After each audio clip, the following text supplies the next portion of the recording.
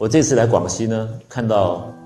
这个很多这个我们中医业的人士，相当的优秀，我非常的佩服。今天又来到这个贵院，一看到这种规模，那真的是真的很感动哈。那我个人能做到就是一个在美国开个小诊所啊，好，我们看一些病人，像贵院一下3、4千号，好，那么多的优秀的医师在里面，真的是不简单。因为我可以跟诸位报告一件事，就是我们现在美国呢，这个经济不好，你们以为是我们打伊拉克战争啊，或者是打什么？其实你们错。真的作战的时候，美国的储备的武器炸弹都还没有用完，就是要推陈嘛啊，新的武器在现在，旧的都还没有推陈用完，到现在为止，所以真的不耗什么钱。让美国财政负担最大就是医学。那美国是200年是西医起家，他们不断的每年投资人力、物力、财力下去，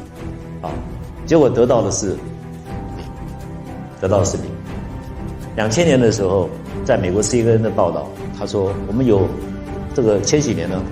我们有一个回忆那个记者美国人记者很凶就该骂就骂，他没有什么顾忌他讲了我们有面临5大问题第一个什么劳工第一个都不讲，他讲了第5个，他说我们美国医生到现在连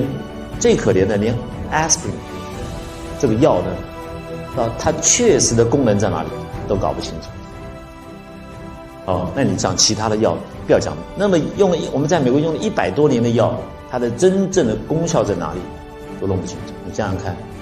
可怜到这种程度，这个是个无底洞。那美国现在主流医学已经往中医方向来请了当然受到我们一些影响那慢慢认为中医用药用针可以减轻医疗的负担，所以把医疗慢慢纳入体系纳入体系。那纳入体系什么都这个政策上做法是一回事，最主要是我们要提倡正确的医学正确的医学。那所谓正确的医学，就是我们能够给病人呢最好的服务那很多病人呢可以不用死。那我们如何把医学走上正途？那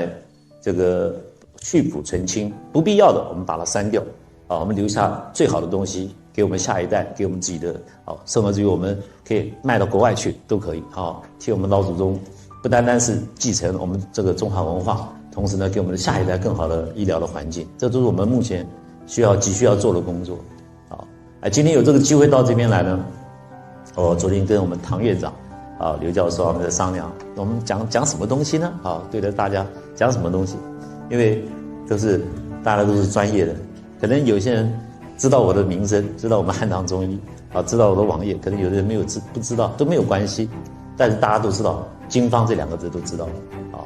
所谓经方呢，就是我们的经典之方。经典之方它的运用的时候，它的方剂呢力量非常的强大那就是因为它非常的强大，所以我们又使用的时候要非常的小心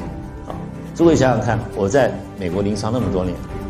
来都是老外，出个事我们赔不起对不对？老外他很凶医疗纠纷很多那我临床了那么多年，从来没有任何的官司纠纷为什么？就是我非常的小心谨慎都是只会得到很好的效果。那往往这些病人呢，到了后来没有路走了，我知道他们没有路走，不管他是什么病，甚至于一个小感冒也好到他没有路走，一定会找我们因为只有我们能够解决他的问题当然我在国外遇到很多从中国大陆来的一些开业的中医，那我也审核过一些只要是中国大陆来的，我一看我在审核资格的时候，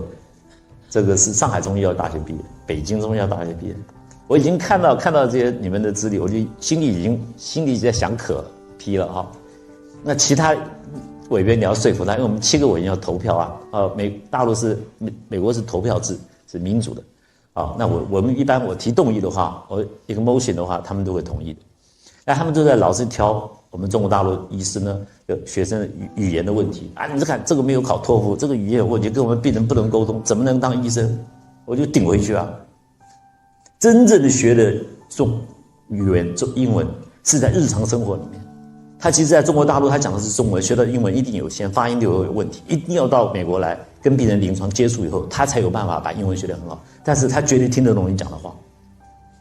哦，这样子的，好吧，就过了。好，所以好，经方呢，大家都读过《伤寒金匮》，好，大家也知道之前好在宋朝以前，宋朝出版那个排版局把它变成《伤寒金匮》，原来之前是《伤寒杂病论》啊，是所谓医生张仲景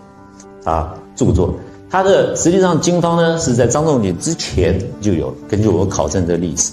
后来张仲景因为看了《太卢药录》啊，当然是生理学、病理学方面是以《黄帝内经》为主。那看了《太卢药录》这个，然后药方的每一味药的药性，他非常了解，所以他把它编排整理以后，好就出了这些篇啊，《太阳篇》《少阳篇》啊，《阳明篇》好。那今天这个我利用2个半小时的时间，让大家有一个基本的我们的思考的方向是什么？好，那如何呢？诸位都是有很多临床经验的医师，这个很好。你用的时候会看到，怎么效果那么快？有时候6碗水煮2碗，病人吃完第1碗的时候，第2碗还没有吃，第1碗就已经好掉了，速度会很快。今天就来跟大家解释为什么为什么我们怎么用。在过去很多的历代名家从宋元明清啊，很多历代的名家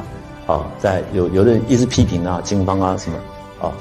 他有的人认为补土派，我要知阴派像李东环大家都耳熟能详的那为什么经方千年来比较不受到重用？知道有经方，但是比较不受到重用，就是因为经方它条变很多，它散落在不同的地方，没有一个系统。那我们要做的工作就是要把它系统化，让人人呢对中医，只要你对中医有兴趣、有研究中医的，看到这个你都会用这就是我们目前要做的工作。那至于以后的，就像我们刚刚唐院长讲的，以后我希望我们把药分成2个部分，一个部分呢是万众上亿的百姓，你只要看了症状，你自己就会用，我们药送到你手上。那因为有的交通不方便你住在乡下，有的从村庄里面走出来，可能要走好几天，然后他坐在三轮车，然后到城市，然后就要找个医生，来来回回耗费10日。那有一部分应该我们在法规上希望能够将来国家当局能够同意这部分，按照我们的选择，就是我们开一些症状出来，你按照这个症状来吃这个药我们把它做成等剂，这样的话你就可以感冒就可以自己治好。在比较重的症呢，往省级方面县级方面、省级方面来送。那我们训练一批医生，这是第2个部分，专业我们来推广中医那无论是经方或者是实方都没有关系，只要对病人有利的，我们就要去做这是我个人的观念。今天你真的抗生素能够治好感冒，我就让你用。问题是它治不好。那过去呢，西洋的医学，大家在下面的医学专家非常多，我们大家都知道，药物学里面，西医的药物学里面说，感冒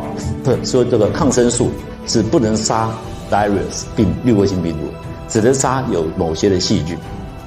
然后在医学理论的时候，病理学的时候说，感冒都是由 virus 有病毒引起的。这2个把它挑出来以后，那现在一个病人感冒来看你，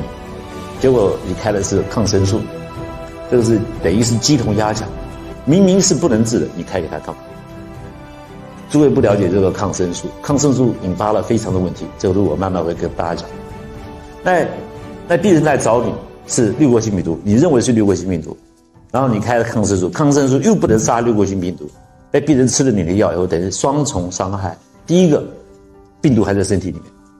第2个，你抗生素会造成我伤害我的身体。抗生素不是好东西。